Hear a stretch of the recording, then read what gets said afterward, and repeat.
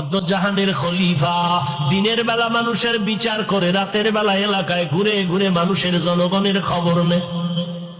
হযরত ওমর ঘুরতেছে, এক সময় গিয়া দেখেন জঙ্গলের পাশে একটা ছোট্ট করে ঘরের মধ্যে আগুনের আওয়াজ দেখা যায়, আগুনের আলো দেখা যায়। হযরত ওমর কিনারায় গিয়া দূরত্ব বজায় রেখে একটু দাঁড়াইলেন, তাকায় দেখতেছেন এক বৃদ্ধা বুড়ি মহিলা পাত্রের মধ্যে পানি গরম করে, আর পার্শ্বে বাচ্চাগুলো ঘুমিয়ে আছে। হযরত ওমর অপরিচিত অবস্থায় সালাম দিয়া বলেন, আম্মা জান, এই গভীর রাতে জঙ্গলের মধ্যে আগুন জ্বালায় কি করে? আম্মা জান বললেন, কে যুবক তুমি? বলে, আমি একজন আগন্তুক মুসাফির। কি চাও?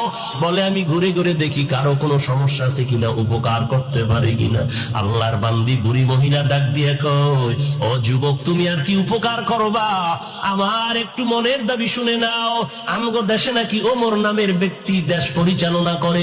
শুনে নাও রে যুবক, আমি এই ওমরের বিরুদ্ধে আল্লাহর দরবারে মামলা দায়ের করব। কারণটা কি? আজ তাকায় দেখো, আমার ঘরের চুলায় আগুন জ্বলে, খানা নাই, না খেয়ে আমার বাচ্চাগুলো বাটিতে কান্না করে করে করে করে ঘুমিয়ে গেছি। আমার পায়ের কিনারায় কাঁদে, ওরা খানা নাই, পেটে ক্ষুধা। আমি পানি গরম করে ওদের বলি, অপেক্ষা কর, খানা রেডি হচ্ছে। আমি ওমরের মতো বান্দা, আমাদের খবর নেয় না, বিচার দায়ের করব। এবার ওমর পরিচয়টা গোপন রেখে বললেন, আম্মা জান, দেখি কিছু করতে পারি নাকি। সোজা চলে গেলেন অর্থ মন্ত্রণালয়ে, গিয়া এক বস্তা আটা রেডি করিয়া, সাথে আছে এক ব্যক্তি, তার গোলাম আসলাম নামের পিএস। ওই গোলাম রে ডাক দিয়া কয়, আসলাম, আটার বস্তা আমি ওমরের মাথায় উঠাইয়া দাও। গোলাম আসলাম ডেকে বলেন, খলিফাতুল মুসলিমিন, আপনার মাথায় কেন আটার বস্তা দিব? আমি গোলাম, আমার মাথায় দেন। এইবার ওমর ডাক দিয়ে কয়, রে আসলাম, ওরে বান্দা, ভালো করে শুনো, এই যে আমার দায়িত্ব পালন করা তো আমার উপরে দায়িত্ব, আমার দায়িত্বের জবাব কি তুমি দিবা? বলে, না।